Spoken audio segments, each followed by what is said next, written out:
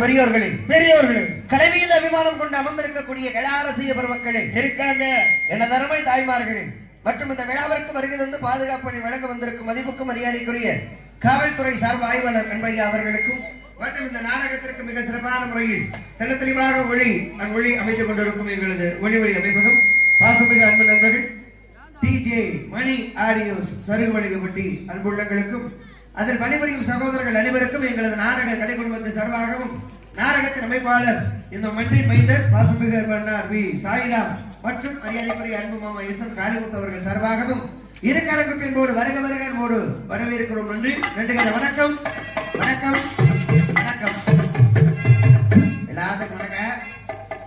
அடமழை பெய்தாலும் நாடகத்தை சிறப்பாக நடத்த வேண்டும் அப்படின்னு அன்பு விழா குழுவினர்கள் ரொம்ப சிரமப்பட்டு இந்த நிகழ்ச்சியை நடத்திக்கிட்டு இருக்காங்க. அதை விட ரசிகர்கள் உங்களுக்கு தான் ரொம்ப நன்றி சொல்லணும். என்ன காரணம்னா இந்த மழையின் ஈரத்தை கூட பொருட்படுத்தாம இருக்கிற சேலையை விரிச்சுக்கிட்டு பாயை விரிச்சுக்கிட்டு தார்பாயை விரிச்சுக்கிட்டு அந்த ஈரத்தை கூட பொருட்படுத்தாம உட்காந்து நாடகத்தை பாக்குறீங்க. அதுக்கு மனவார்ந்த நன்றி அந்த வணக்கம். நீங்களும் எப்படி ஈரத்துல உட்காந்துருக்கீங்களோ நாங்களும் உள்ள அப்படிக்கா உட்காந்துருக்கோம். இருந்தாலும் பரவாயில்ல, காலையில எல்லாரும் மொத்தமா சூதனையை வச்சு ஆவி முடிப்போம், சரியா போயிடும். ஆமா, அந்த அளவுக்கு தாய்மார்களுக்கு ரொம்ப மனமார்ந்த நன்றி அந்த வணக்கம். ஏன்னா ஆண்கள் கூட்டத்தை விட தாய்மார்கள் கூட்டம் நிறைய பேர் உட்காந்துருக்கீங்க, ரொம்ப மகிழ்ச்சியா இருக்கு. தாய்மார்கள் வந்து இந்த நாடகத்தை பார்க்கறாங்க அப்படிங்கும் போது ரொம்ப மகிழ்ச்சியா இருக்கு. இருந்தாலும் ஒரு பக்கம் பயமா இருக்கு. ஏன்னா விடித வரைக்கும் நீங்க உட்கார்ந்து நாடகம் பார்க்கறது ரொம்ப கடிசு. அது நான் நிறைய ஊர்ல பார்த்துட்டேன். ஆண்கள் கூட விடித வரைக்கும் உட்கார்ந்து நாடகத்தை பார்த்துருவாங்க. அதுக்கு மேல உட்கார முடியாது, தண்ணியை போட்டு பேசாம படுத்துடுவாங்க. ஆனா யாரும் வீட்டுக்கு போக மாட்டாங்க. ஏன்னா நாடகக்காரவங்களை அனாதையா விட்டுட்டு போயிடக்கூடாதுங்கிறதுக்காக பேசாம இங்கேயே படுத்துருவாங்க. ஆனா தாய்மார்கள் இப்படி கிடையாது. பப்புன் டான்ஸ் முடிகிற வரைக்கும் தான் உட்காந்து பார்ப்பீங்க. இந்த பப்புன் டான்ஸ் முடிஞ்ச உடனே எப்படா பாயை சுருக்கிட்டு வீட்டுக்கு போலாம் தான் பார்ப்பீங்க. இந்த விஷயத்துக்கு யாரும் எந்திரிச்சு போயிடாதீங்க. ஏன்னா இன்னைக்கு ஆண்கள் கூட்டம் அதிகமா இல்லை, தாய்மார்கள் கூட தான் அதிகமா உட்காந்துருக்கீங்க. இந்த கடைசியில் உட்காந்துருக்கீங்க, அதுல 2 பிரிவா உட்காந்துருக்கீங்க, 2-3 பிரிவா உட்காந்துருக்கீங்க. இது ஒரு பிரிவு, இங்கிட்ட ஒரு பிரிவு. அது பூரா பப்புன் டான்ஸ் பார்க்குற குரூப். பப்புன் டான்ஸை பார்த்தோன்னே அப்படியே வீட்டுக்கு போகலாம்னு நீங்க ஒரு பிளானு.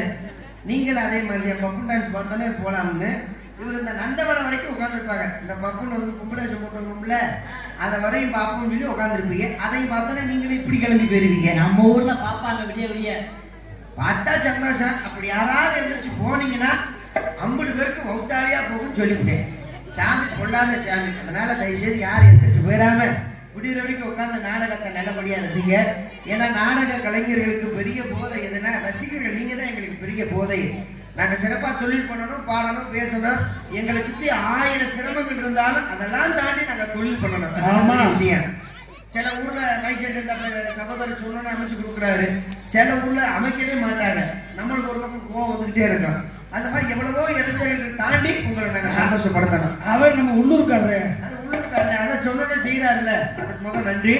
ரெண்டாவது, நாடக கலைஞர்களுக்கு முகம் பார்க்கக்கூடிய கண்ணாடி யாருன்னா ரசிகர்கள். நீங்க தான் எங்களுக்கு முகம் பார்க்கக்கூடிய கண்ணாடி. ஆமா, நாங்க நல்லபடியா தொழில் பண்ணணும், இந்த வண்டி நல்ல நூறுல போகணும் அப்படின்னா நீங்க ரசிச்சா தான் நூறுல போக. ஈரமா இருக்கு, பதிச்சுக்கிறாங்க. பரவாயில்ல, 15 கடப்பாறை கொடுத்து நம்பி விட்டுருவேன். கடப்பாறை போட முடியாது, எதுக்கு? தகட போட்டு தள்ளணும். இல்லைன்னா சேசிக்கு வண்டி வர சொல்லிடுவேன், கொக்கி போட்டு தூக்கிடுவேன். வேற என்ன பண்றது? உங்களை சந்தோஷப்படுத்தணும், அதுக்காக நம்ம என்ன வேணாலும் செய்யலாம். அதுதான் ரொம்ப முக்கியம். ஒரு பாட்டு பாடும் பொழுது நீங்க கை தட்டிங்கன்னா நாங்க தெரிஞ்சுக்குவோம், ஆஹா பாட்டை ரசிக்கிறாங்கப்பா. பெட்டிக்கார முருகன் பாட்டெல்லாம் பாடினாரு, அதுக்கு மக்கள் கை தட்டுறாங்க, அப்பனா பாட்டை ரசிக்கிறாங்க, அப்பனா அவர் மேற்கொண்டு பாட்டெல்லாம் பாடுவார். பாட்டு பாடும் பொழுது நீங்க கை தட்டாம இல்லைன்னா அடுத்தடுத்து வாங்க நடிகர்கள் வாங்க வாங்கன்னு இருப்பேன். நான் அப்படியே உண்மையே உட்காந்துருப்பிய. சரி, பேசும்போது கை தட்டிங்கன்னா சரி பேச்சை ரசிக்கிறாங்க போல இருக்கு, மேற்கொண்டு பேசுவோம் அப்படிங்கிற ஆர்வம் எங்களுக்கு கொடுக்கும். அதுக்கு நீங்க கை தட்டல. ஆடும் பொழுது நீங்க கை தட்டிங்கன்னா சரி ஆட்டத்தை ரசிக்கிறாங்க போல இருக்கு அப்படின்னு மேற்கொண்டு ஆடுவோம். அப்ப பாடும் பொழுது கை தட்டாம, பேசும் பொழுது கை தட்டாம, ஆடும் பொழுது கை தட்டாம செவனின்னு உட்காந்துட்டீங்கன்னா நீங்க என்ன ரசிக்கிறீங்கிறது எங்களுக்கு தெரியாது. அதனால எது பிடிச்சிருக்கோ அது பிடிச்சிருக்குன்னு தான் நீங்க கை தட்டுங்க. மாப்பிள்ள கொஞ்சம் ஈரத்துல உட்காந்துருக்காங்க, இன்னும் கொஞ்சம் நேரம் பாருங்க. நீங்க ஒரு கதையை சொல்லுங்க, ஒரு பாட்டை பாருங்க, கை தட்டுவாங்க கண்டிப்பா. ஏன்னா நீங்க எதை ரசிச்சு கை தட்டீங்களோ அதுக்கு தகுந்தாப்புல உங்களுக்கு நாங்க சாப்பாடு போட முடியும். அவ்வளவுதான், வேற ஒன்றும் கிடையாது. பாட்டு பிடிச்சிருந்தா கை தட்டுங்க, இல்ல பேச்சு பிடிச்சிருந்தா கை தட்டுங்க. தக்காளி எதுவுமே பிடிக்கலையா மண்ணவாரி தூக்குங்க. இன்னைக்கு தூக்க முடியாது, சகதி அள்ளிட்டு பரவாயில்ல, சகதியை கூட வச்சு எரிங்க, நாசமா போகலாச்சு. வேற என்ன செய்யுது? கை தட்டுங்க சொல்லத்தான் முடியும். கை தட்டது கை தட்டாத உங்களுடைய விருப்பம். தட்டுக்கப்பா. அங்க என்னத்த மாநாடு நடத்துறீங்க? இந்த கை தட்டி விடிய வரைக்கும் வரையக்கூடாது. ஏத்தா ஐஸ்வர்யா, இப்படி திரும்பத்த, இங்க திரும்ப. வீட்டுலதான் ஊர் புரட்டி பேசுற, இங்க வந்துமா பேசுற? திரும்ப, வண்டியை திரும்ப, திரும்பத்த. இப்ப நீ இப்படி திரும்பி உட்காரியா இறங்கி காட்ட கிடைக்கலாம். ஆமா, ஏற்கனவே 1.5 மூட வச்சிருக்கேன் வீட்டுல.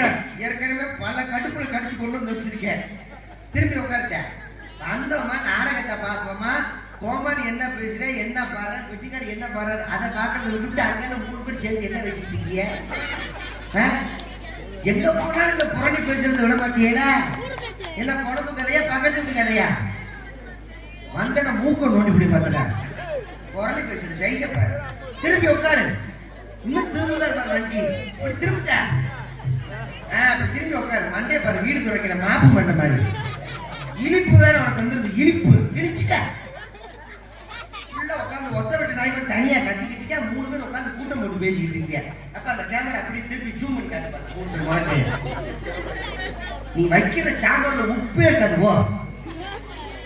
நல்லபடியா ரசிக்க சொன்னோம்னா அங்க உட்காந்து கூட்டணி போட்டு பேசிடுங்க. ஆனா ஒரு வகையில நம்ம தாய்மார்களை நினைச்சு பெருமை பண்ணணும், ஒரு பக்கம் வேதனை பண்ணணும். ஏன்னா சர்வசாதாரணமா நம்ம சொல்லிடுவோம், பெண்கள் வீட்டுல வேலை பார்க்கறத வந்து சர்வசாதாரணமா நம்ம ஆண்கள் சொல்லிடுவோம். என்ன சேர்த்துதான் சொல்றேன். என்ன சொல்லுவான்?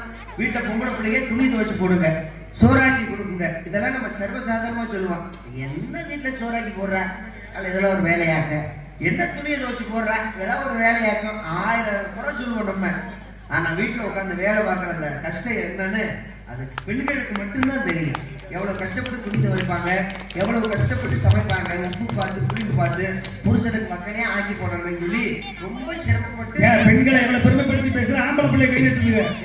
உண்மையை தான் சொல்றேன். அது சின்ன பசங்களுக்கு தெரியுமா, வீட்டுல அம்மா எவ்வளவு கஷ்டப்பட்டு வேலை பார்க்கறாங்க அப்படிங்கிறது. ஆம்பளை பத்தி பேசுங்க, பெண்கள் கை தட்டுவாங்க பார்ப்போம். அதை கை தட்ட மாட்டாங்க, அவங்க சந்தோஷப்படுவாங்க, அப்பா குறை சொல்றான்டான்ட்டு. உண்மையதான், நம்ம யாரா இருந்தாலும் எதுவா இருந்தாலும் நேருக்கு நேரம் சொல்லி கொடுக்கணும். அதான் நம்ம பழக்கம். தாய்மார்களுடைய கஷ்டம் என்னன்னா அவங்களுக்கு தான் தெரியும். எங்க ஆண்கள் பூரா உட்கார்ந்து இருக்கோம், எங்க ஒரு நாள் வீட்டுல உட்காந்து சமைக்க பார்ப்போம், எங்க வீட்டுல உட்காந்து துணியை பூரா துவைக்க பார்ப்போம். முடியுமா? குறுக்கு செத்து போவோம். அந்த அளவுக்கு சிரமப்பட்டு வீட்டு வேலையெல்லாம் பாக்குறாங்க. காலையில 5 மணிக்கு எந்திரிக்கலாதா, 5 மணிக்கு எந்திரிச்சு சாணியை கரைச்சி வாசல் தெளிச்சு கோலம் போட்டு குளிச்சு புருஷனுக்கு சோறாக்கி போட்டு பிள்ளைகளை பள்ளி கொடுக்கணும். எம்பிட்டு வேற அத்தாடி பெட்டி வாசிக்கிறீங்களே, இதெல்லாம் ஒரு வேலையா? இது வேலை இல்லையா?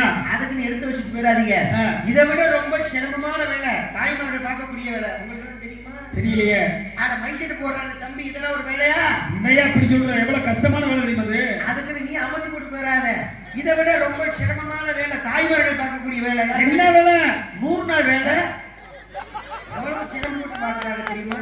அடே வீட்டை விட்டு கிளம்பும் போதே வரங்க ஒரு செட்டப்போட கிளம்புவாங்க. பரமபதம் தாய் கட்ட பேச்சிப்பு சினுக்கடி அங்க உட்காந்துக்கிட்டு என்ன வேலையை வாக்குறது, வேலை அப்படியே கிடக்கும். அவங்க உட்காந்துக்கிட்டு ஊர்புரணி பேசுவாங்க பாருங்க. அதே நம்ம அது ஒரு அழகு. மண்டை மசத்தை விரிச்சு போட்டு ஒரு ஆட்டை உட்காந்து வேலை வைக்கணும். என்னடி வேணும், என்ன இத்தனை நம்பியா இருக்கு உனக்கு, இந்த விவரம் தெரியுமா? எவ்வளவு ரத்தத்தை குடிச்சிருப்பாரு அந்த இருளாய் வீட்டுல. ராத்திரி 1 மணி ஆனா எவ்வளவு ஒருத்தன் வரான் அப்படி உனக்கு தெரியாத?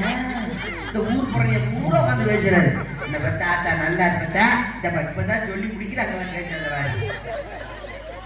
ஏய் அந்த அண்டாவை முதல்ல நகட்டுப்பா. இப்பதானே சொல்லிக்கிட்டு மறுபடியும் பேசிக்கிட்டு இருக்கிறது.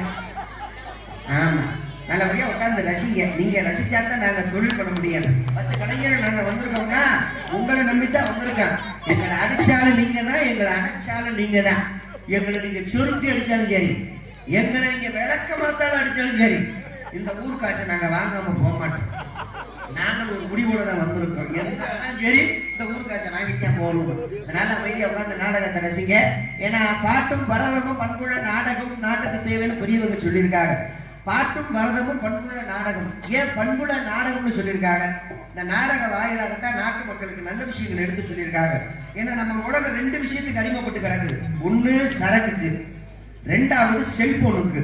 இந்த சரக்குல விழுந்தால கூட நம்ம திருத்தி போடலாம். எப்பா குடிக்காதப்பா, முன்னாடி குடியில பாரியா அப்படின்னு சொல்லி அந்த ஆளை திருத்தி போடலாம். அதுக்குன்னு ஒரு தனியா மருத்துவமே இருக்கு, காப்பாற்றி போடலாம். ஆனா இந்த செல்போன்ல விழுந்தவங்களை காப்பாத்துறது ரொம்ப கஷ்டம். ஏன்னா செல்போன் விஷயத்துக்கு ரொம்ப அருமையாயிராங்க. கொஞ்ச நேரத்துல உங்களுடைய குணமே மாறிடும் தெரியுமா? செல்போன் நோண்டிக்கிட்டே இருப்பாங்க. புரிட்டுன்னு செல்போனை கொடுங்க, கொஞ்ச நேரத்துல கோவம் வந்துடும் தெரியுமா? எதுக்கு செல்போன் கொடுங்க? அந்த செல்போன் பார்த்துக்கிட்டு அந்த கொஞ்ச நேரத்துல உங்களுடைய குணாட்சியம் அப்படி மாறிடும். என்ன காரணம்? செல்போன் ஒரு ஆளை அப்படி அறிமுகப்படுத்தி வச்சிருக்கு. செல்போன் பார்க்கறதுனாலயோ பேசுறதுனாலயோ தப்பு கிடையாது. அதெல்லாம் பயன்படுத்துங்க, அளவோட வச்சுக்கோங்க. மாப்பிள ஒரு காலத்துல பஸ்ல ஏறணும்னா கத்த கத்த கத்த கத்த கத்த சத்தம் கேட்கும். இப்ப சைலண்ட் என்னன்னு கேட்டா அமைதியா ஒரு சிலருக்கு தகவல் கம்முன்னு வந்துட்டு. இங்க பஸ்ஸுக்கு போயிட்டீங்க, உள்ள சொல்லுங்க.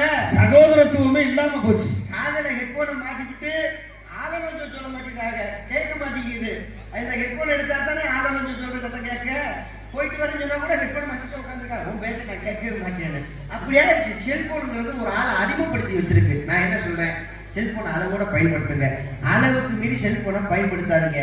அது சாப்பாடா இருந்தாலும் சரி, செல்போனா இருந்தாலும் சரி. அளவுக்கு மீறினால் அமிர்தமும் நஞ்சுன்னு சொல்லியிருக்காங்க. எல்லாமே அளவோட இருந்துட்டா பிரச்சனை கிடையாது. அந்த வகையில நம்ம ஆண்கள் வர்க்கத்தை நம்ம பாராட்டணும். ஆண்கள் உட்காந்துருக்காங்கல்ல, அவங்க எல்லாம் ஒரு வகையில நம்ம பாராட்டணும், ஒரு வகையில நம்ம தப்பு சொல்லணும். எப்படி? நல்லதும் சொல்லணும், தப்பு அதையும் சொல்லிடணும். ஆண்கள் பூரா செல்போன் பேசும்போது பாருங்களேன் ரொம்ப அதிகமா பேச மாட்டாங்க. அந்த வகையில ஆண்களை நம்ம பாராட்டணும். அந்த செல்போன் எந்த இடத்துல பேசணும் ஒரு விவசாயம் இல்லையா? அம்மா 2 வீலர் வண்டி ஓட்டிக்கிட்டே போவாங்க, ஹெல்மெட்டை மாட்டிருப்பாங்க. அந்த ஹெல்மெட்டுக்குள்ள சொரிக்கிறது. சொரிக்கிட்டு சொல்ல தங்க நீ சொல்லி நான் கொடுக்க மாட்டேன், கொடுத்துறேன்னு வரும். ஏத்தாப்புல தண்ணி லாரி வரும், அதுல மொத்தமா கொடுத்துட்டு போயிடுவாரு. கடைசியில அனாதை பொண்ணமா செத்து கிடக்கிறது. ஆனா வேணுமா ஐயா நல்லா இருக்கிய, போனால் வராதுன்னு மானம் உசுருங்க, போச்சுன்னா திரும்பி வராது. எவ்வளவு கோடி பணம் கொட்டி கொடுத்தாலும் வராது. அதனால 2 வீலர் வண்டி ஓட்டும் பொழுது தயவு செய்து செல்போன் ஓட்டிக்கிட்டு போன் பேசாதீங்க. இது நம்மள்கிட்ட பிடிக்காத விஷயம். பிடிச்ச விஷயம் என்ன தெரியுமா? வளவளன்னு பேச மாட்டாங்க. போன்ல 2 வார்த்தை பேசினாலும் கருத்து தவறாம பேசுவாங்க. என்னப்பா சரிப்பா வந்துடுப்பா, சரி வர அவ்வளவுதான் முடிஞ்சு வச்சு. அந்த 2 வார்த்தை தான். அந்த வகையில நம்ம ஆண்களோட கருத்தை பாராட்டணும். ஆனா பொம்பளை பிள்ளை செல்போன் பேசும்போது பாத்திருக்கீங்களா? எப்படி? அப்பா அம்மாட்ட பேசும்போது செல்போன்ல காசு இருக்காது, அண்ணன் தம்பிகிட்ட பேசும்போது செல்போன்ல டவர் இருக்காது. ஆனா அவங்க லவர்கிட்ட பேசும்போது எப்படிதான் காசு இருக்குமோ, எப்படிதான் டவர் கிடைக்குமோ தெரியாது. கொள்ள பொறுத்தல உட்காந்துக்கிட்டு அவங்க லவர்கிட்ட பேசுவாங்க. கல்யாணத்துக்கு வீட்டுல அப்பா இல்ல, வீட்டுக்கு வந்து அந்த விளக்கமா செஞ்சு வாங்க. நீ வந்தா சும்மா இருக்க மாட்டேன், நோண்டு விடா, எனக்கு ரொம்ப குடுடா செல்ல நக்கி எடுத்துடுறாரு. அது நோக்கியாவா இல்ல நக்கியாவான்னு தெரியல. இந்த நோக்கியா கம்பெனிக்காரங்க கூட வச்சிருக்காங்க. அந்த கம்பெனி இல்லையாப்பா? ஆமா, நான் மாத்திருட்டாங்க பேரை, நக்கியா மாத்திரலாம் இருக்காங்க. என்ன கொடுமை. அதனால செல்போன் சொல்லிட்டு நம்ம வேலையை பார்ப்போம். அமைதியாக நாடகத்தை பார்க்க பார்க்க வேணுங்க உங்க ஆதரவு எங்களுக்கு கொடுக்க வேணுங்க அமைதியாக நாடகத்தை பார்க்க வேணுங்க ஆதரவு எங்களுக்கு கொடுக்க வேணுங்க அமைதியாக நாடகத்தை பார்க்க வேணுங்க உங்க ஆதரவு எங்களுக்கு கொடுக்க வேணுங்க தயவு செஞ்சு நாடகத்தை கெடுக்க வேணாங்க தயவு செய்து நாடகத்தை கெடுக்க வேணாங்க தயவு செஞ்சு நாடகத்தை கெடுக்க வேணாங்க உங்கள் வீடுகிட்ட உலகத்திலே யாரும் இல்லைங்க அமைதியாக நாடகத்தை பார்க்க வேணுங்க உங்க ஆதரவு எங்களுக்கு கொடுக்க வேணுங்க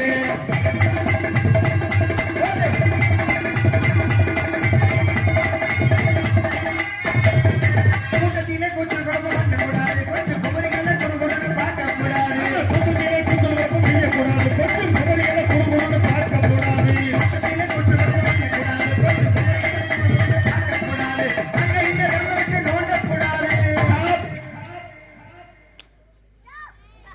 அங்கே இங்கே விரல விட்டு நோண்டக்கூடாதுன்னு தவறா பேசுறேன் பாட்டை எழுதி கொடுத்தது யாரு நீங்க தானே அப்ப நீங்களே அதுக்கு விளக்கத்தை சொல்லுங்க எழுதி கொடுக்கறது கொடுத்துட்டா அதுக்கு விளக்கத்தை சொல்றேன்னா இதெல்லாம் நக்கலா தெரியல கிராமங்கள் சொல்லணும் மக்களுக்கு எனக்கு ஒரு பாட்டு எழுதி தரும் முதல்ல ஒரு வரி சொன்னீங்க கூட்டத்திலே கூட்டத்திலே கூச்சல் குழப்பம் செய்யக்கூடாது என்ன காரணம்னா நாடகம் பார்க்கறதுக்கு ஒரு குரூப் வரும் நாடகத்தை கெடுக்கிறதுக்குன்னு ஒரு குரூப் வரும் வராளுங்க தண்ணியை போட்டு கரைச்சி கொள்வாங்க அதுக்கடுத்து இந்த மாதிரி எழுதி கொடுத்துருக்கீங்க அதுக்கு அடுத்து அப்புறம் கொஞ்சம் குமரிகளை குறுகுறுன்னு பார்க்கப்படாது வயசு பிள்ளைய உட்கார்ந்துருக்குங்க அந்த வயசு பிள்ளைய உட்கார்ந்து இருக்கும் பொழுது நல்ல இடத்தோட பார்த்தா பிரச்சனை இல்லை சும்மா தப்பான இப்படி குறுகுறுன்னு இந்த சோழி வச்சுக்கப்படாது ஏன்னா அதுல பெரிய சண்டையில வரும் அங்கே இங்கே விரல விட்டு நோட்டக்கூடாது எங்க நான் ஆரம்பத்துல சொன்னேன்ல நாடகம் பார்க்கறதுக்குன்னு ஒரு குரூப் வரும் நாடகத்தை கெடுக்கிறதுக்குன்னு ஒரு குரூப் வரும் சொன்னா இல்லையா ஆமா அதே மாதிரி இந்த பொண்ணு பொடிச்சுகளை கேலி கிண்டல் பண்றதுக்குள்ளே ஒரு குரூப் வரும் ஓ வர ஆளுங்க உட்கார்ந்து நாடகத்தை பார்க்க மாட்டாங்க வயசு பிள்ளை எங்க அதிகமா உட்கார்ந்து இருக்குங்களோ அதுக்கு முன்னாடி போய் உட்காந்துக்கிறது உட்கார்ந்து இந்த காலை 1.5 முழத்துக்கு அப்படி நீட்டி அந்த பிள்ளையில போட்டு நோண்டுக்கிட்டே இருக்குங்க அந்த பிள்ளையில புழு குறைஞ்ச மாதிரி ஒரு மாதிரியா அப்படியே நெளியுங்க அவங்க அம்மா கேட்பாங்க என்னடி ஒரு மாதிரியா நெளிக்கிற ஏன் ஒரு மாதிரியா நெளிக்கிற ஏன் தெரியுமா அவங்க அம்மா கேட்கிறாங்க 20 வருஷத்துக்கு முன்னாடி அவங்க அனுபவம் போட்டிருப்பாங்க ஒரு காலத்துல அவங்க யாரும் நோண்டிருப்பாங்க உங்களுக்கு அனுபவம் இருக்கு அந்த அனுபவத்தை வச்சு இந்த அம்மா கேட்கறது ஆனா அந்த புள்ள வெளியில சொன்னா வெட்டு குத்தாயிருமோ நாடகத்தை நிப்பாட்டி விடுவாங்களோ ஊர் திருவிழாவை நிப்பாட்டி விடுவாங்களோ அப்படிங்கிற ஒரு நல்ல எண்ணத்துல அந்த புள்ள வெளியில சொல்லாது அம்மா அதெல்லாம் ஒண்ணும் இல்லம்மா தார்பாய்க்குள்ள புள்ள குச்சி போயிருச்சு அதெல்லாம் ஒண்ணும் இல்ல சமாளிச்சுக்கிறோம் ஆனா நம்மளே அந்த கடவுள் வந்து தவற மாட்டாங்க விடிய விடிய நோண்டி அந்த இடத்த குளிப்புண்ணாவே மாத்தி போடுறது மாத்திடுறாங்க அதுல என்னதான் சுகம் இருக்கோ தெரியல அப்படி யாராவது வந்திருந்தீங்கன்னா பக்கத்துல பொம்பளை பிள்ளை உட்கார்ந்து இருந்தாலும் கூட பிறந்த பிறப்பா நினைச்சுக்கிறணும் பெத்த தாயா நினைச்சுக்கிறணும் அப்படி நினைச்சுக்கிட்டீங்கன்னா உங்களுக்கு பிரச்சனை இல்ல எங்களுக்கு பிரச்சனை இல்ல கூட்டத்திலே கூச்சல் குழப்பம் பண்ணக்கூடாது கொஞ்சம் குமரிகளை ஒரு முறை பார்க்கக்கூடாது அங்க இங்க வெள்ள வெட்டி நோண்டக்கூடாது அங்கே இங்கே விரல விட்டு நோண்டக்கூடாது கூட்டத்திலே கலக வெட்டி நோண்டக்கூடாது குமரியாக நாடகத்தை பார்க்க வேண்டும் ஆதரவு எங்களுக்கு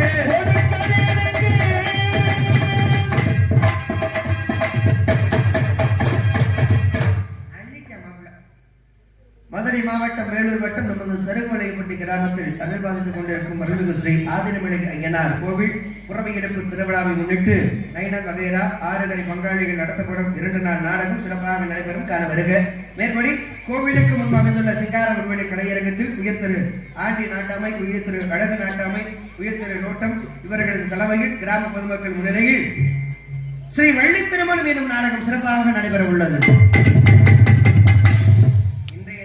நடக்கக்கூடிய நாடகம் வள்ளி திருமண நாடகம் நாளைய தினம் நடக்கக்கூடிய நாடகம் சின்ன கருப்பு பெரிய கருப்பு நாடகம் 2 நாள் ராத்திரி நாடகத்தை வச்சிருக்காங்க முதல் கிராமத்தார்களுக்கு விழா குழுவினர்களுக்கும் அன்பு பங்காளிகளுக்கும் மனமார்ந்த நன்றி வணக்கம் ஏன் இதை சொல்றேன்னா நீங்க நினைச்சிருந்தீங்கன்னா 1 நாள் நாடகம் வச்சிருக்கலாம் 2 நாள் நாடகம் வைக்கணும்னு அவசியம் கிடையாது ஆனா 2 நாள் நாடகமும் வைக்கணும் அப்படின்னு சொல்லி இந்த 2 நாள் தினத்திலேயே அழகான முறையில நாடகத்தை வச்சு நாடக கலைஞர்களுக்கு நல்வாழ்வு கொடுத்துருக்கீங்க அன்பு கிராமத்தார்களுக்கு மனமார்ந்த நன்றி ஏன்னா நம்ம சருகுமலைப்பட்டி அப்படின்னாலே நாடக கலைஞர்கள் வாழ்ந்த ஊரு நம்ம ஊரு பாய்ஸ் கம்பெனி இருந்த ஊரு நம்ம ஊரு சருகுமலைப்பட்டிக்கு நிறைய நான் வந்திருக்கேன் சருகுமலைப்பட்டின்னு சொன்ன உடனே எங்க அண்ணன் ஐயப்பே ஐயப்பன் மாமா நடக்க போறோம் நம்ம அந்த அளவுக்கு ஆர்ப்பணிய கலைஞர் எங்க மாமா ஐயப்பன் மாமா வாழ்ந்த ஊரு நம்ம ஊரு 2வது சுத்து வட்டாரம் பூரா நாடக ரசிகர்கள் வாழக்கூடிய ஊரு இதுல பலவாத்திய கலைஞர் எனது அன்பு மாப்பிள்ளை சூர்யா நம்ம ஊர்தியா சந்திரபோஸ் எல்லா நாடக கலைஞர்கள் வாழக்கூடிய ஊரு நம்ம ஊரு. அப்ப இந்த நாடகத்துக்கு தான் ரொம்ப முக்கியத்துவம் கொடுப்பீங்க அப்படிங்கிறது எங்க எல்லாத்துக்குமே தெரியும்.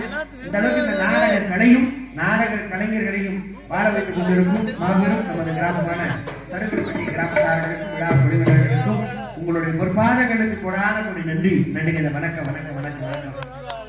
சென்ற இடமெல்லாம் நடப்பெரு வானையில் வெற்றி முரசுப்பட்டி வரும் நாடக கலியுக ராஜா செந்தமிழ் சுடர் கலித்தாய் என்றெடுத்த இளைய கலைமகன் மதிப்புக்கும் மரியாதைக்குரிய உங்கள் அபிமான செல்வன் நமது கமதி அருகாமுள்ள ஆரங்குடியைச் சேர்ந்த அன்பு மாமா எம் கே வல்லரசு அவர்கள் இவரக மேடைகளை வேலன் வேடன் விருதுகளாக இருக்க காத்துக் கொண்டிருக்கின்றார். தனது நீங்க காலங்களாலே உங்கள் செவிகளை இனிப்புட செய்ய வந்திருக்கும் இணைசைக்கான இசைக்குழுவில் தேர்வு செய்ய வந்து உங்கள் அபிமான செல்வி தூரக்குறிச்சியைச் சேர்ந்த திருமதி பி கே அன்னலட்சுமி அவர்கள் இவரக மேடைகளை ஸ்ரீ வண்ணநாயகம் முருகனுக்கும் வள்ளிக்கும் திருமணம் செய்ய வேண்டும் என்ற கழகத்தை மூட்ட காத்துக் கொண்டிருக்கின்றார். சிவகான செய்யமது பாட்டுக்கூறு நாயகன் முறையோடு முறையாரும் சொல்லெடுக்கும் வீரன் நமது சிமனிப்பட்டியைச் சேர்ந்த வாசமிக அன்பு மாப்பிள்ளை எஸ் ஜெய பார்த்திபன் அவர்கள் இவரக மேடைகளை கழகப்பிரியராக நடிக்க காத்துக் கொண்டிருக்கின்றார். நாடக கலைஞருடைய நிலைமையில எவ்வளவு சிரமம் தெரியுமா? இன்னைக்கு என்னமோ நம்ம ஊருக்காரவங்க மனசு நிறைஞ்சு கட்டி போடாம தகர கொட்டகை போட்டுட்டாங்க. தகர கொட்டகை போட்டதுனால உள்ள நாங்க தப்பிச்சுக்கிட்டாங்க. இதுவே தட்டியில போட்டுருந்தாங்கன்னா உள்ள நாடிக்கு உட்கார்ந்து இருக்க முடியாது, சேரும் ஜகதி மாதிரி இருக்கும். எவ்வளவு சிரமம். அப்படி சில ஊர்ல போட்டுருப்பாங்க, கட்டியை போட்டுதான் கொட்டகை போட்டுப்பாங்க. ஆனா அடிச்சு ஊத்தும், தண்ணி பொதுவும் ஒழுகும். அதையும் நாங்க சமாளிச்சு அங்கேயே நாங்க தொழில் பண்ணிட்டு தான் வரணும். வேற என்ன பண்றது? உலகுக்குன்னு வந்தாச்சு, எல்லாரும் சமாளிச்சு தானே வரணும். ஏன்னா எங்க போனாலும் சமாளிக்கக்கூடிய திறமை வேணும். சமாளிக்கக்கூடிய திறமை இருந்தா எங்க போனாலும் உழைச்சுக்கலாம். அது வெளிநாடா இருந்தாலும் சரி, உள்நாடா இருந்தாலும் சரி, சமாளிக்கக்கூடிய திறமை வேணும். வீட்டுல பிரச்சனை வருதுன்னு வைங்களேன், பயந்துட்டு ஓடக்கூடாது, அதையும் சமாளிக்கணும். ஒரு கடையில ஒரு பிரச்சனை வருதா, பயந்துட்டு ஓடக்கூடாது, சமாளிக்க கத்துக்கிறோம். சமாளிக்க கத்துக்கிட்டோம்னா எங்க வேணாலும் உழைச்சுக்கலாம். ஒண்ணும் கிடையாது. ஏன் தெரியுமா அதை சொல்றேன்? என் சித்தப்பா மகன் வெளிநாட்டுக்கு வேலைக்கு போயிருக்கான். போனோமா, பண காசுகளை சம்பாரிச்சோமா, ஒரு வீடை கட்டினோமா, கல்யாணத்தை பண்ணோமா, சந்தோஷமா இருந்தோமா இருக்கிறோமா இல்லையா? இந்த முண்டக்கரை பையன் என் சித்தப்பா மகன் அங்க போய் கூட்டு கலவாணித்தனம் பண்ணிருக்கேன். ஆமா, அது தனியா பண்ணிட்டா கூட பிரச்சனை இல்ல. அங்க ரெண்டு பசங்க ஜோடி சேர்ந்திருக்காங்க. ஒருத்தன் அமெரிக்காரன், ஒருத்தன் லண்டன்காரன். நீங்க மூணு பேரும் ஒன்னா சேர்ந்து ஏதோ கூட்டு கலவணித்தனம் பண்ணிருக்காங்க.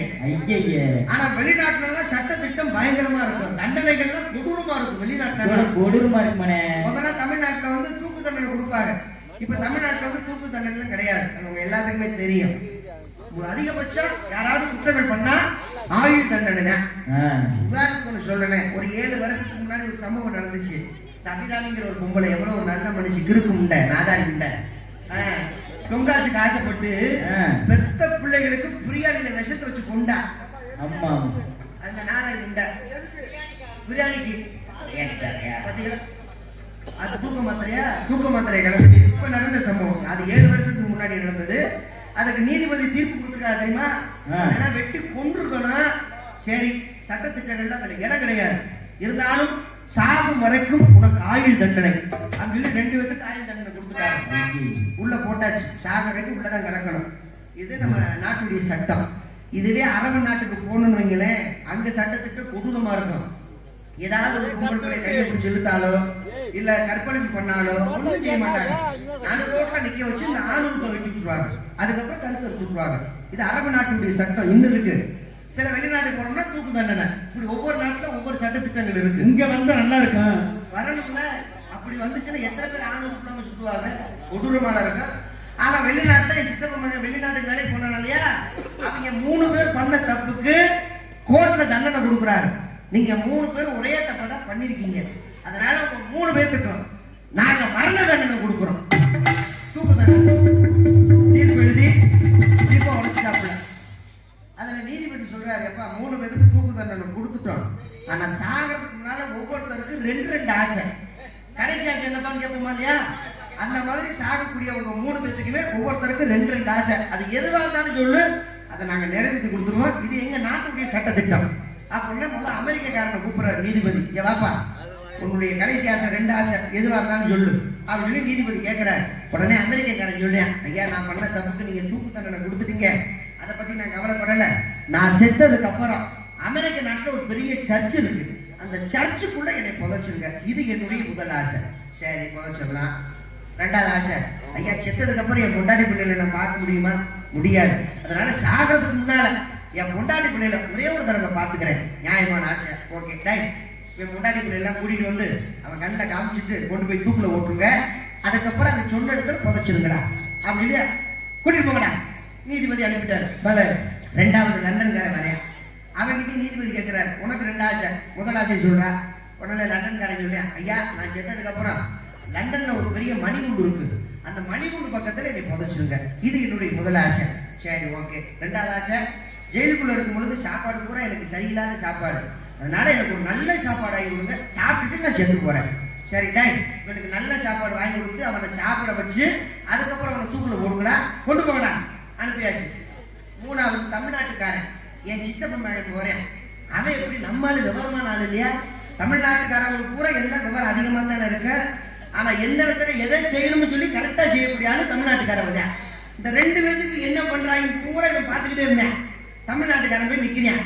நீதிபதி கேட்கிறாரு, தம்பி அவங்க ரெண்டு பேருக்கு மாதிரி உனக்கு அதே மாதிரி தான், கடைசி ஆசை ரெண்டு ஆசை எதனான்னு சொல்றா, முதல் ஆசையை சொல்லு. நீதிபதி ரெடியா நிற்கிறார் எழுதுறதுக்கு.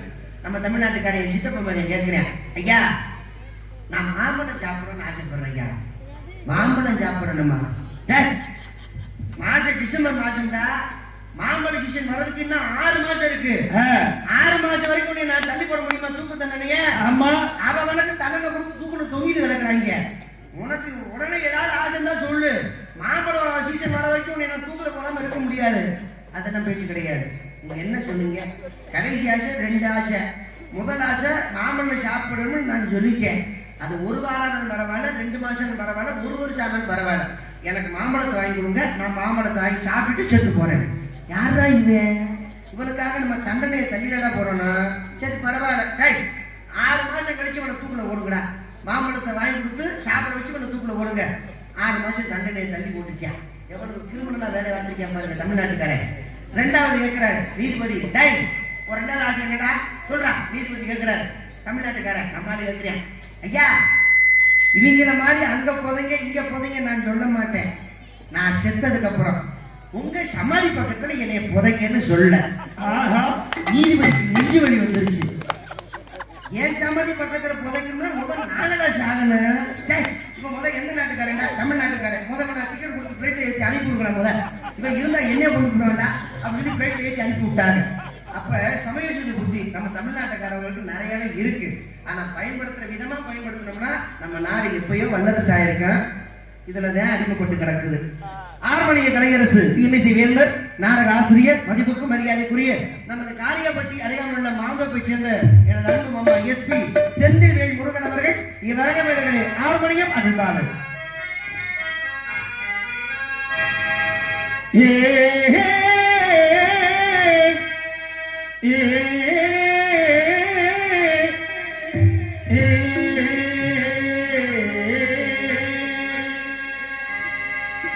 எல்லாருக்கும் நல்ல வண்ணம் பேர வாங்கணும், அந்த பேரை வச்சு பின்னால நீ ஊர வாங்கணும். கண்டிப்பா பேரும் புகழ் வாங்குவோம். நன்றி நன்றி. சிறப்பான பாட்டு, அற்புதமான ஒரு பாட்டு. இந்த பாடலை சிறப்பாக பாடிய நாடக ஆசிரியர் மரியாதைக்குரிய அன்பு மாமா செந்தில் முருகன் அவர்களுக்கு நமது கிராமத்து சார்பாக சோற கைதட்டு கொடுத்தார். எல்லா இடத்துலையும் நல்லது வாங்கணும். பாட்டு நீங்க பாடனே பசங்களுக்கு அது புரிஞ்சிருச்சு. உடனே கைதட்டாங்க. வந்தீங்களா தம்பி பாட்டு புரிஞ்சிச்சுல தம்பி, ஞானமான பிள்ளைய அப்படிதான் இருக்கணும். சில ஊர்ல நல்ல பாட்டு பாடினாலும் கூட கை தட்ட மாட்டாங்க, பேசாம பார்த்துருப்பாங்க. ஆனா அவங்களுக்கு பிடிச்ச மாதிரி பாட்டு பாடினா கை தட்டுறாங்க. ஒண்ணும் கிடையாது. ஒரு மனுஷன் வாழ்க்கையே வெறுத்துட்டாங்க. என்னடா வாழ்க்கை, நம்ம எதுக்குடா வாழணும், பேசாம சாமியாரா போயிருந்தா அப்படின்னு நினைக்கிறவங்களுக்கு யார் பாட்டு தெரியுமா கேட்கணும்? ஐயா கண்ணதாசன் ஐயா பாட்டை கேட்கணும். அவர் பாட்டை கேட்டோம்னா ஒருத்த வாழ்க்கையை வெறுத்துருக்கான். எப்படி பாட்டு தெரியுமா போட்டுப்பாரு? ஆடிய ஆட்டம் என்ன, பேசிய வார்த்தை என்ன, தேடிய செல்வம் என்ன, பிறந்ததோ குற்றம் என்ன, கூடு விட்டு ஆவி போனார் கூடவே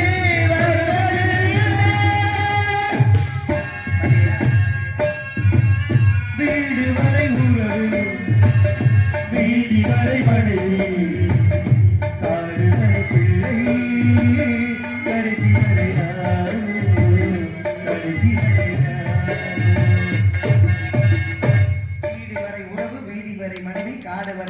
கடைசி வரை யாரும். பாட்டு புரியுது உங்களுக்கு? நம்ம கூட எதுவுமே வராது. வீடு வாசல் நகை நட்டு சொத்து சுகம் கொண்டாடி பிள்ளைய அக்கா தங்கச்சி அண்ணன் நம்பி நல்ல வளம் எதுவுமே நம்ம கூட வராது. எப்ப நம்ம பிறக்கும் பொழுது நிர்வாணமா பிறந்தோமோ குழிக்குள்ள இறக்கும் பொழுது நம்ம நிர்வாணம் தான். அவன் அம்பானியா இருந்தாலும் சரி, இடுப்புல இருக்கிற அண்ணாக்கார கூட அதுதான் உள்ள இறக்குவாங்க. எதையும் நம்ம கொண்டு போக முடியாது. ஆனா அந்த வாழக்கூடிய வாழ்க்கையில எல்லாரையும் அன்பு காமிச்சு சந்தோஷமா வாழணும். அதுதான் வாழ்க்கை. நம்ம செத்ததுக்கு அப்புறம் தான் தெரியும் நல்லவனா கெட்டவனான்னு. அப்ப நம்ம வாழக்கூடிய வாழ்க்கை எப்படி இருக்கணும்? நல்லவிதமா இருக்கணும். அப்படிதான் கண்ணதாசன் ஐயா போட்டிருக்காரு இந்த பாட்டை. அதுக்கப்புறம் குடும்ப பாரத்தை என்னால சுமக்க முடியலப்பா, என்னால குடும்ப கஷ்டங்களை தாங்க முடியல அப்படின்னு நினைக்கிறவங்களுக்கு யாரு பாட்டு தெரியுமா கேட்கணும்? ஐயா பிபி சீனிவாசன் ஐயா பாட்டை கேட்கணும். அது எப்படி பாட்டு தெரியுமா? மயக்கமா கழக்கமா மனதிலே குழப்பமா வாழ்க்கையில் எழுக்கமா வாழ்க்கையில் வாசல் தோறும் வேதனை இருக்கும் வாழ்க்கையில் இருக்கும் வாசல் தோறும் வேதனை இருக்கும்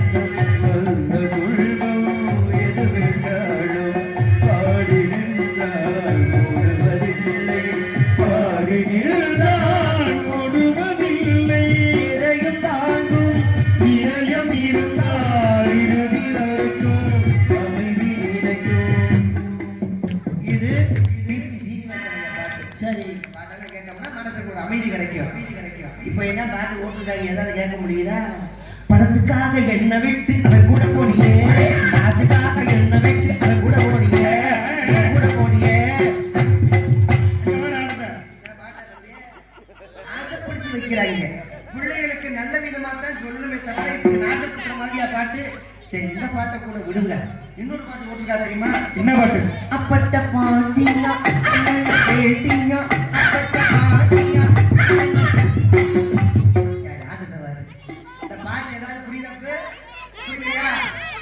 இந்த பாட்டை 20 தடவை கேட்டேன், ஆனா புரிஞ்சுக்கிட்டேன். இந்த பாட்டுல என்ன தெரியுமா சொல்லியிருக்காங்க? அப்பத்த பாத்தியா அண்ணன்கிட்ட கேட்டியா. அப்பத்த பாக்கணும்னா அண்ணன் கிட்ட கேட்கணுமா, அண்ணன் கிட்ட கேட்டு வந்து அப்பத்த பாடுறேன்னு சொல்லியிருக்க. அந்த பாட்டுல மக்கள் எவ்வளவு நாசப்படுத்துறாங்க. சரி, இந்த கூட்டத்துக்குள்ள எத்தனை கொத்தனார்கள் உட்கார்ந்துருக்கீங்க? அப்ப நான் கொத்தனார் வேலை பார்க்கறேன்பா அப்படின்னு கொத்தனார் வேலை பார்க்கறவங்க எத்தனை பேர் இருக்கீங்க? கை தூக்குங்க. கொத்தனார் வேலை பார்க்கறவங்க நம்ம ஊர்ல யாரும் இல்லையா? ஒத்தாங்க இல்லையா? இருக்கீங்களா? ஆனா உனக்கு ஸ்பெஷலா பாட்டு விட்டுருக்காங்களே. தூத்துக்குடி கொத்தனாரு தூக்கி போட்டு கொத்தனாரு வாங்க. பாரலை பாராட்டி எனக்காக அன்பண்ணார் ஸ்கூட்டி வந்து யாரோ ஸ்கூட்டி வண்டியை மிஸ் பண்ணிட்டு இருக்கீங்க. வண்டி சாவி தான் இருக்கு. தயவுசெய்து உங்களுடைய ஆர்சி புக்கு லைசன்ஸ் எல்லாத்தையும் கொடுத்துட்டு வண்டி எடுத்துட்டு போங்க.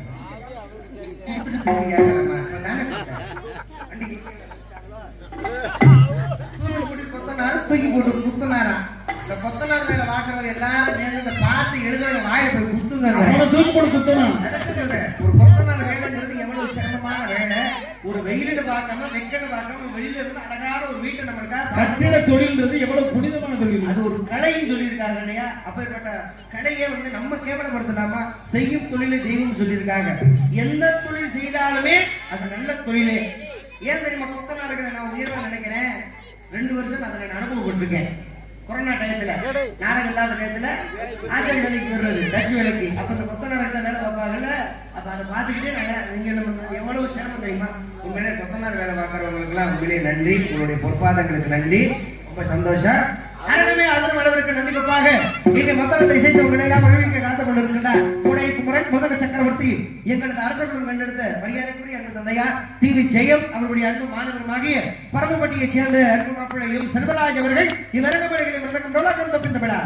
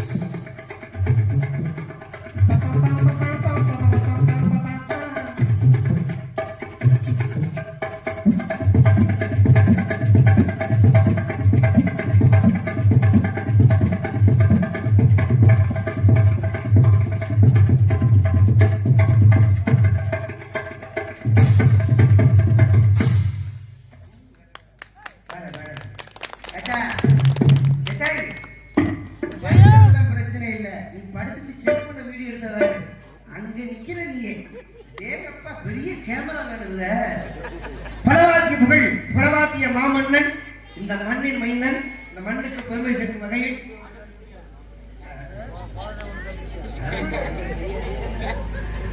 எங்கு சென்றாலும் தனக்கு ஒரு பாணியில் வெற்றி முரசு பெற்று வரும் எனது அருமை மாப்பிள்ளை சூர்யா. அது என் பேர் கொண்டவன். அவருடைய அருமை மாப்பிள்ளை இங்க பலவாத்திய இசைக்க காத்துக் கொண்டிருக்கின்றார். ஜெயமணி அவர்கள், கஜினி அவர்கள், இவரது மணிகளை பலவாத்தியம்.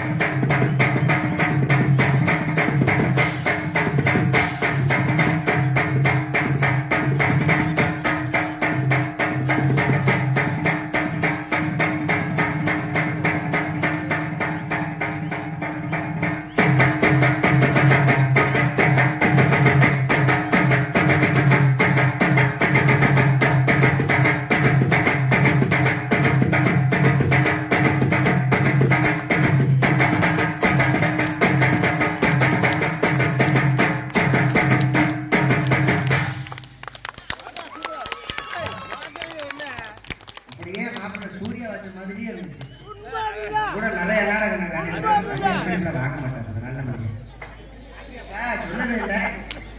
பேரு என்ன?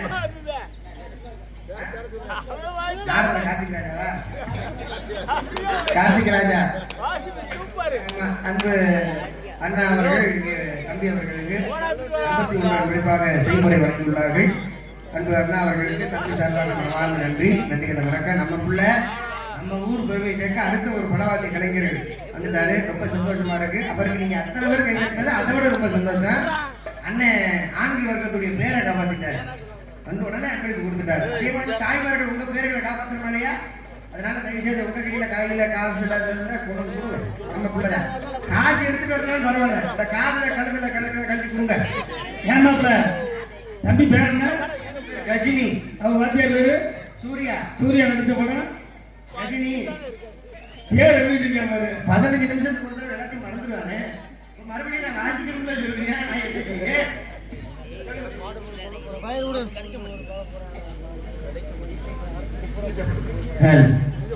எஸ்பிபி கோல்ஸ் கப் நண்பர்கள் அவர்கள் 100 ரூபாய் அன்பளிப்பு அளித்து பெருமை கொள்வார்கள். நன்றி நன்றி நன்றி. அப்படிதான் சொல்லணும். இதை ஒன்றே சொல்ல சொன்னாங்க. சிறந்த முறையில் தாளத்தை இசைத்து உங்களெல்லாம் விழுவிக்க காத்துக் கொண்டிருக்கின்றார் லயவாக்கி வித்தகர் பிரபுதேவாவுடைய அண்ணன் எஸ் ஜெயமணி அவர்கள் விவரகமடைகளை தாளம். பிரபுதேவா அண்ணனா தான் சொல்றா. அன்பண்ணா அவர்கள் என்னை வாழ்த்தியதற்காக மறுபடியும் ஒரு 2 வீலரை பரிசாக கொடுத்து விடார்கள். மறுபடியும் சாமி வாங்கி தான் போக போறேன். யாரோ ஒரு நண்பர்கள் வண்டியை மறந்துட்டீங்க. அடுத்து சைக்கிள் சேவை வரும். என்ன வருதோ எல்லா சேவையும் வருது. இந்த பியூரோ சேவை வந்துச்சுன்னா நல்லா. அக்கா என்னமா கொடுத்து வரும்னு நினைக்கிறேன். எது சேவை வந்துச்சியா?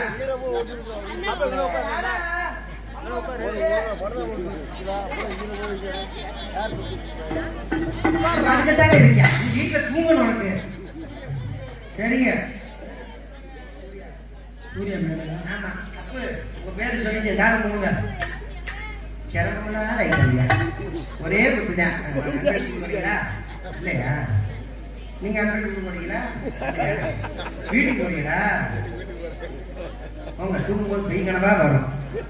இந்த நாடகத்திற்கு ஒளி அந்த ஒளி அமைந்து கொண்டிருக்கும் ஒளி அமைப்பகம் எங்களது டி.ஜே. மணி ஆரியர் சருகுவடை பற்றி அன்புள்ளங்கள் எங்கே ஒளி மிக சிறப்பான முறையில் ஒளி அந்த ஒளி அமைந்து கொண்டிருக்கும் எங்களது ஒளி அமைப்பகம் அன்பு நண்பர்கள் எங்களது டி.ஜே. மணி ஆரியர்ஸ் அன்பு உள்ளங்களுக்கு மனமார்ந்த நன்றி. வணக்கம் வணக்கம். 6 மணி வாசிக்கும் நாடக ஆசிரியர் மரியாதைக்குரிய அன்பு மாமா எஸ்பி செந்தில்குமரன் அவர்களுக்கு மலர் மாலை வழங்கப்படுகிறது. மிருதக வாசிக்கும் அன்பு மாப்பிள்ளை செல்வராஜ் அவர்களுக்கு மலர் மாலையும் முன்னாடியும் வழங்கப்படுகிறது.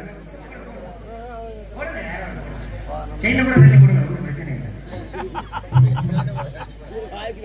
மிருதக வாசிக்கும் செல்வராஜ் அவர்களுக்கு முன்னாடியும் மலர் மாலையும் வழங்கப்படுகிறது. எந்திரிச்சுக்கிட்டு வாங்கியா பலவாசி விசைக்கும் அன்பு தம்பி ரஜினி முருகன். ரஜினி முருகனா நம்ம பேரை மாத்துவோம். தாளவாசிக்கும் எங்களது ஜெயமணி அவர்களுக்கு முன்னாடியும் மாலை வழங்கப்படுகிறது. வண்ணத்திரை அமைப்பு ஸ்ரீ ஆதினமிழகி ஐயனார் சின்னக்காலை உரிமையாளர் ஏ கண்ணன் அவங்க ஊரா செழிப்பா வந்திருக்காரு. அடுத்தபடியாக எங்க சூர்யா அபனா கிடைக்கும் சூர்யா அவர்களுக்கு விழா குழு சார்பாக மலர் மாலை அணிவித்து பொன்னாடை பொறுத்து கௌரவிக்கப்படுகிறார்.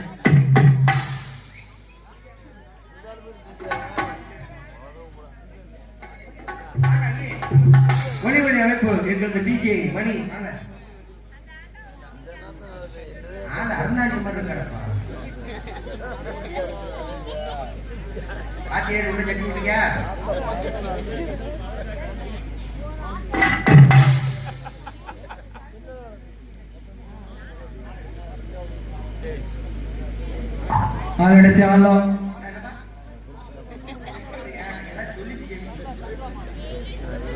எனக்கு மாலை அணிவித்து கொண்டாடப்படுத்திய நயினான் வகையாரா பங்களி எல்லாருக்கும் நன்றி வணக்கத்தை தெரிவித்துள்ளேன். நாடகத்தின் அமைப்பாளர் அன்பண்ணார் வி. சாய்ராம்,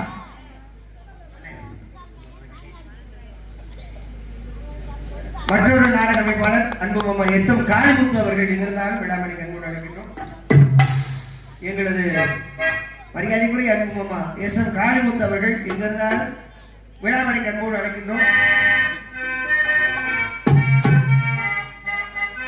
பெருமைப்படுத்தும் வகையில் கலைஞர்களுக்கு முன்னாலே மலர் மாலை வழங்கிய அன்பு கிராமத்தார்களுக்கும் விழா குழுவினர்களுக்கும் அன்பு பங்காளிகளுக்கும் கொடான நன்றி. வணக்கம். மரியாதைக்குரிய அன்பு மாமா எஸ்.எம். காளிமுத்து அவர்கள் இங்கிருந்தாலும் விழாமணி கண்கூட அழைக்கின்றோம். ஒளியன் ஒளி அமைத்த எங்களது டி.ஜே. ஆடியோஸ் அன்பு நண்பர்களுக்கு நன்றி. வணக்கம். ஏன் இப்படி உட்காந்துருக்கீங்க? இப்படி உட்காந்துருந்தீங்கன்னா எங்க முதுகு தான் தெரியும். இப்படி முன்னாடி உட்காந்தா எங்க முகம் தெரியும். வாங்கத்தான் நல்லா பரவாயில்ல. எப்படி பப்புண்டான்னு சொல்லிக்கிட்டு தான் உட்காந்துருக்கீங்க. அத்தா வாங்கத்தான்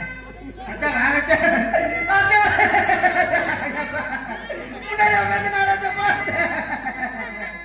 எவ்வளவு அழுதாலும் மனசு இறங்குதான் பாரு. நாடகத்தின் அமைப்பாளர் வி. சாய்ராம் அன்பு அண்ணா அவர்கள் இந்த நாடகத்தின் அமைப்பாளர் என்பதை மிக மகிழ்ச்சியுடன் நாங்கள் தெரிவித்துக் கொள்கிறோம். ஆடல் அரசி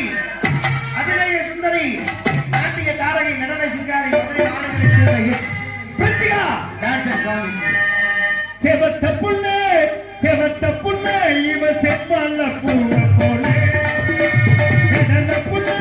செடல புண்ணு வெக்க வக்காலே ரோசா போலே இவக்க படி தேனில வட்டு வருது இவக்க வல பூவோட நிட்டு வருது பச்சை புண்ணு பூக்கு பாவடி வருது பச்சை புண்ணு பூக்கு பாவடி வருது இவ கமல போல நினைக்கல போல கொட்டி போல சவரமே செவத்த புண்ணு இவ செப்பால பூவ போலே செடல புண்ணு வெக்க வக்காலே ரோசா போலே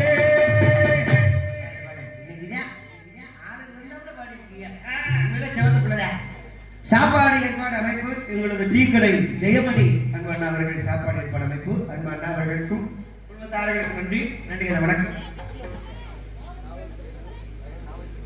அன்பண்ணார் வயமேன் அவர்கள் இருந்தாலும் விழா கிடைக்க அழைக்கின்றோம்.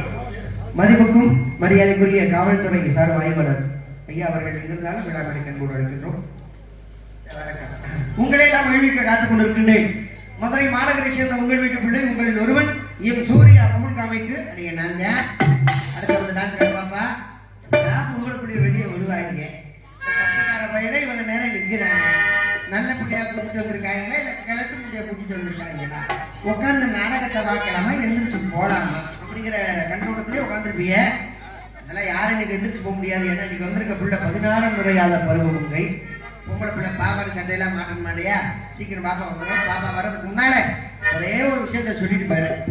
நல்ல விஷயமா சொல்லணும். நான் எப்பொழுதுமே நல்ல விஷயமா தான் சொல்லுவேன். என்னைக்காவது தப்பான விஷயம் நான் சொல்லியிருப்பேன்னா யாருக்கு பயப்படுமோ இல்லையோ இங்க இருக்கிற சாமிக்கு பயப்படுங்க. அதைத்தான் நான் சொல்லுவேன். போற ஊர்ல பூரா சொல்ற ஒரே விஷயம் என்ன தெரியுமா?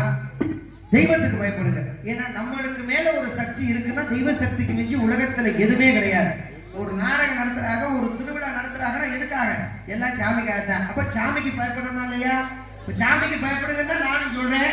இப்ப யாரு சாமிக்கு பயப்படுறா? சாமி தான் இப்ப நம்மளை பார்த்து பயப்படுது. முதல்ல கோயிலுக்கு போய் சாமி எப்படி கும்பிடுவோம்? ஐயா கருப்புசாமி, ஐயனார் ஐயா எல்லாத்தையும் காப்பாத்து கொடு, கைகால் சுகத்தை கொடு, நல்ல தொழில கொடு, உடம்பு ஆரோக்கியத்தை கொடு, இப்படிதான் சாமியை கும்பிடுவோம். இப்ப யாராவது சாமி அப்படி கும்பிடுறாங்களா? கோயிலுக்குள்ள போய் சாமியை பாக்குறது. கருப்பா என்ன இருக்கியா? என்ன ஏத்த வீட்டுக்காரன் 80 லட்சம் ரூபாய் வீடு கட்டிக்கியா? அவன் வீடு இடிஞ்சு விழுகணும், அவன் நாசமா போகணும், அவன் முட்டாடி பக்கத்து வீட்டுக்காரன் கூட ஓடி போயிடணும். இப்படிலாம் சாமி கூட்டா சாமி நம்மளை பார்த்து பயப்படாத. மணப்புறம் கோயிலுக்கு போனா காசு வெட்டி போடுறாங்க, மாசாணி கோயிலுக்கு போனா முளகாரச்சா போடுறாங்க. அப்ப எவனுமே நல்லா இருக்க கூடாதுன்னு தான் நினைக்கிறாங்களே தவிர எல்லாருமே நல்லா இருக்கணும் அப்படிங்கிற எண்ணத்துல யாராவது வாழ்றாங்களா? அப்படி இருக்கக்கூடாது. ஏன்னா துரோகியா இருந்தாலும் சரி, எதிரியா இருந்தாலும் சரி, நம்ம யாருக்குமே கெடுதல் நினைக்க வேணாம். ஆண்டவன் பார்த்துக்குவேன். ஆண்டவன் கொடுக்க நினைக்கிறத யாராலும் நெருக்க முடியாது, ஆண்டவன் தடுக்க நினைக்கிறத யாராலும் கொடுக்க முடியாது. அப்ப கடவுள் ஒருத்தருக்கு அவன் பார்த்துக்குவான் எல்லாத்துக்கும். அப்ப கடவுள் மேல பாரத்தை போட்டுறணும். இப்ப சாமிக்கு பயந்து போறது நல்ல விஷயம். இறைவன் மிகப்பெரியவன் போட்டுப்பாங்க. பார்த்துக்கீங்களா? ஆட்டோவுக்கு முன்னாடி எழுதி போட்டுப்பாங்க இறைவன் மிகப்பெரியவன். ஏன் தெரியுமா எழுதி போட்டுருக்காங்க? உண்மையிலே இறைவன் மிகப்பெரியவன் தான். நம்மளுக்கு எல்லா விஷயமும் தெரியும். என்ன விஷயம் தெரியும்? எப்ப பிறந்தோம், என்ன கிழமையில பிறந்தோம், என்ன தேதியில பிறந்தோம் அப்படிங்கிறது நம்ம எல்லாத்துக்குமே தெரியும். அம்மா நீங்க என்ன தேதியில பிறந்தீங்க? 2477. பெரிய குறவை ஆங்கிலத்துல தான் சொல்லுவாங்க. 2/4/1977. பாத்தீங்களா? பிறந்த வருஷத்தை அழகா சொல்லிட்டீங்க. நான் டிசம்பர் மாசம் 1ஆம் தேதி பிறந்தேன், புதன்கிழமை பிறந்தேன், தெரிஞ்சோம். ஆனா என்னைக்கு நம்ம சாக போறோம் யாருக்கா தெரியுமா? ஒரு நாள் தவறிச்சு. என்ன ஏப்ரல் ஃபுல் ஆகிருங்க. அப்படியா? அப்ப நம்ம சாக போற விஷயம் யாருக்குமே தெரியாது. அது ஆண்டவன் எவ்வளவு ரகசியமா மறைச்சு வச்சிருக்கேன் பாத்தீங்கன்னா. ஒருவேளை சாகக்கூடிய விஷயம் நம்மளுக்கு தெரிஞ்சிச்சு வைக்கலேன், இந்த வாழக்கூடிய வாழ்க்கை எப்படி இருக்கும் கொஞ்சம் கற்பனை பண்ணி பாருங்க. 2 பேர் ரோட்ல சந்திச்சு பேசிக்குவாங்க. என்னடா உனக்கு எப்ப? எனக்கு நாளைக்கு சாயங்காலம் 3 மணிக்குடா டைம் கொடுத்துட்டாங்க. நாளைக்கு சாயங்காலம் 3 மணிக்கா? சரி ரெடியா இருக்குக்கா, குளிச்சு நீயே ரெடியா படுத்துக்க, 4 மணிக்கு மாலை வாங்கிட்டு வந்துடுறேன். உனக்கு எப்ப? திருப்பிவே கேப்பியா? உடனே நம்பன்னு சொல்லுவியா? எனக்கு அடுத்த மாசம் 5ஆம் தேதி. அடுத்த மாசம் 5ஆம் தேதியா? 1 மாசம் கிடக்குதா? அப்ப அந்த வாழக்கூடிய வாழ்க்கை நரகமா போயிடும். அப்ப அந்த மரணங்கிற விஷயத்தை ஆண்டவன் எந்த அளவுக்கு ரகசியமா வச்சிருக்கேன் பாருங்க. அதான் தான் இறைவன் மிகப்பெரியவன் சொல்லியிருக்காங்க. அப்படியே கவிஞர்கள் கண்டுபிடிச்சு அதை பாட்டு மூலியமாவும் சொல்லிட்டாங்க. ஒரு மனுஷனுக்கு மரணம் வர்றது எப்படி நம்ம தெரிஞ்சுக்கலாம் தெரியுமா? இந்த காதோர மொழி நரைச்சிச்சுன்னு வைங்க, ஆண்டவன் நம்மளுக்கு நோட்டீஸ் அனுப்பிட்டான்னு அர்த்தம். ரெடியா இருந்துக்கிறாங்க. அப்புள்ள காலத்துல பெரியவங்க என்ன செய்வாங்க? கண்ணாடி பார்ப்பாங்க. முடி நரைச்சிச்சா சரி நோட்டீஸ் அனுப்பிட்டாங்க நம்ம ரெடியா இருக்கிறாங்க அப்படின்னு சொல்லி வீட்டு வாசல் பணம் சொத்து சொகம் எல்லாத்தையும் சேர்த்து வச்சுட்டு யார் யாருக்கு என்னென்ன புடிச்சு கொடுக்குமோ எல்லாத்தையும் புடிச்சு கொடுத்துட்டு ரெடியா இருப்பாங்க. ஆட்டவா நான் ரெடியா இருக்கேன்டா, நீ எப்ப விட்டாலும் நான் வரேன் அப்படின்னு சொல்லி சாமிக்கு பயந்தது அப்ப. இப்ப அப்படி கிடையாது. காதோர முடி நிறைஞ்சிருச்சா கண்ணாடி வாக்குறது, அடி இளவே எங்களுக்கு நோட்டீஸா அப்படின்னு சொல்லி நமக்குன்னு கணப்பட்டை தூக்கி அடிச்சு விட்டு பணம் நோட்டீஸ் அனுப்புறது வரமாட்டேன் போடான்னு ஆண்டவருக்கு நோட்டீஸ் அனுப்புற காலமா போச்சு. அப்புறம் எங்க சாமிக்கு பயப்படுறது? இந்த உயிரை எடுக்கிறது யாருமா? யமதர்மன். அவர் தான் உயிர் எடுக்கிற வேலை. சிவபெருமான் வந்து பொறுப்பை பொடிச்சிட்டாரு, உனக்கு இந்த டியூட்டியை கொடுத்துட்டேன், இந்த வேலையை நீ சரியா பாத்துக்கோ அப்படின்னு சொல்லி யமதர்மன்ட்ட பொறுப்பை பொடிச்சிட்டாரு. அந்த யமதர்மன் பூலோகத்துக்கு வந்திருக்காரு ஒரு மனுஷ உசுரை எடுக்கிறதுக்கு. யமதர்மன் உடனே வருவாரா? பூதரன் தான் வருவாங்க உசுரை எடுக்கிறதுக்கு. ஆனா யமதர்மனே இறங்கி வந்திருக்காருன்னா அந்த மனுஷன் எவ்வளவு நல்லவரா இருந்திருப்பாரு கொஞ்சம் நினைச்சு பாருங்க. யமதர்மன் வந்திருக்காரு, வீட்டு கதவை தட்டி இருக்காரு. அந்த மனுஷன் கதவை திறந்திருக்கான். யமதர்மன் அப்படியே பார்வை செவந்த வெளியோட நிக்கிறார். யமதர்மன் இப்படி முழிச்சுக்கிட்டு நிக்கிறார், பெரிய மீச, கையில பாசக்கயிறு, இந்த பக்கம் கதாயுதம், அப்படியே யமதர்மன் இப்படி நிக்கிறார். நம்ம மனுஷன் பயப்படுறதுதான் நக்கல் மனுஷன் அதிகமா இருக்குமா இல்லையா? என்ன என்ன டிராமா கம்பெனிய என்ன வேஷம் போடுறதோட ஓடி வந்துட்டீங்கன்னா ஊர்ல காசு கொடுக்கலையா நக்கலை கட்டிருக்கேன். உடனே யமதர்மன், டேய் நான் யமடா, உன் உசுரை எடுக்க நான் இன்னைக்கு வந்திருக்கேன் அப்படின்னு யமதர்மன் சொல்லியிருக்காரு. என் உசுரை நீ எடுக்க போறியா? நீதான் யமனா? முன்ன புண்ண நான் யமனை பார்த்தது இல்லப்பா, இன்னைக்கா என் உசுரை எடுக்க போற மனுஷன் கேட்கறியா? உடனே யமதர்மன் சொல்றாரு, இன்னைக்கு உன் உசுரை நான் எடுக்கல, நாளைக்கு தான் நான் உன் உசுரை எடுக்க போறேன். ஏன் தெரியுமா? முத நாளே வந்து உங்ககிட்ட நான் சொல்றேன், அந்த அளவுக்கு நீ தான தர்மங்கள் நிறைய பண்ணிருக்க, நீ பெரிய புண்ணியவான். அதனால இன்னைக்கு ஒரு நாள் உன் பொண்டாட்டி பிள்ளையோட நல்ல சாப்பிட்டு சந்தோஷமா இருந்துக்கோ, நாளைக்கு வந்து உன் உசுரை எடுத்துக்கிறேன் அப்படின்னு யமதர்மன் சொல்லிட்டாரு. அப்படியா? இப்ப நாளைக்கு தான் நான் சாக போறேன். சரி பரவாயில்ல இருக்கட்டேன். எப்படி என் உசுரை எடுக்க போறேன்?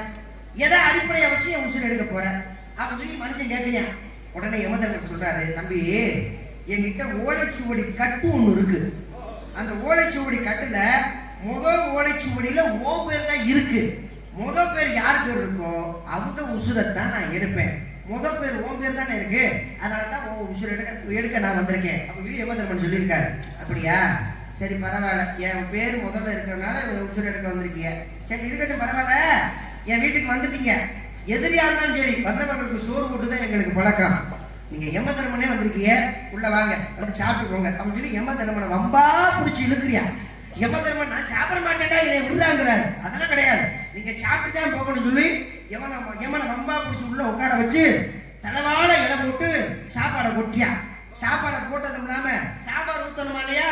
அந்த சாம்பார் ஊத்துறதுக்கு முன்னால அந்த சாம்பார்ல ஒரு 5-6 தூக்க மாத்திரையை கலந்துட்டியா.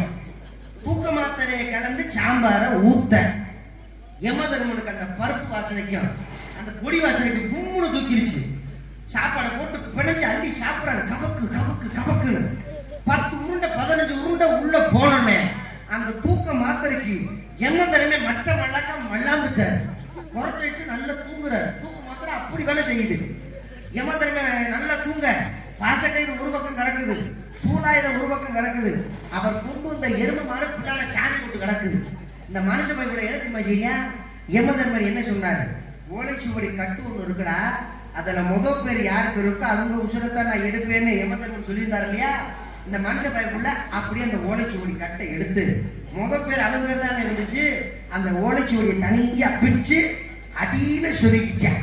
கடைசியா தானே நம்ம உசுர் எடுப்பாரு. இனிமே முதல் உசுர் என் உசுர் எடுக்க மாட்டார்ல, சுதாரிப்பு அந்த வேலையை பார்த்துட்டான். யமதர்மன் முடிச்சுட்டாரு. முடிச்ச உடனே அந்த மனுஷனை கூப்பிட்டு, தம்பிங்க வாடா, உசுர் எடுக்க வந்தது யமன் தெரிஞ்சு கூட எனக்கு நீ சோறு ஓட்ட, உண்டக வீட்டுக்கு நான் ரெண்டக செய்ய மாட்டேன். ஓலைச்சுவடியில முதல் பேர் யார் பேர் இருக்கோ அவங்க உசுரத்தான் நான் எடுப்பேன்னு சொன்னேன் இல்லையா? முதல் பேர் உன் பேர் தானே இருந்துச்சு, உன் உசுரை நான் எடுக்க மாட்டேன்டா. அடியில யார் பேர் இருக்கோ அவங்க உசுரத்தான் எடுப்பேன்னு சொல்ல இவனுக்கு நெஞ்சு வழியே வந்துருச்சு. ஏன்னா அடியில அவன் பேர் தானே இருக்கு, ஸ்டோரி முடிஞ்சு வச்சுல. அப்ப விதி வழியது, உசுர் போகணும்னு நினைச்சிருந்தா உசுர் போயிட்டே ஆகும். அதுல வேற எந்த மாற்றமும் கிடையாது. எது எப்ப நடக்குமோ நடந்தே தீரும். வரமாட்டேன்னு சொன்னாங்க, விடவா போறியா? ரொம்ப பிடிச்சிருத்து போயிருவேன். அதனால இருக்கிற காலகட்டத்துல சந்தோஷமா தாய் பிள்ளையோட யாருக்கு என்ன கெடுதல் நினைக்காம எந்த துரோகம் நினைக்காம நிம்மதியா வாழ்வோம் என்று சொல்லிக்கொண்டு அடுத்த காட்சி கூட சந்திக்கும் வரை விடைபெறும் சூர்யா. பொதுவாக என் மனசு தங்கம் ஒரு போட்டியில் வந்துவிட்டா சிங்கம். பொதுவாக என் மனசு தங்கம் ஒரு போட்டியில் வந்துவிட்டா சிங்கம். உள்ளதே சொல்லு, நல்லதே செய்து வெற்றி மேலும்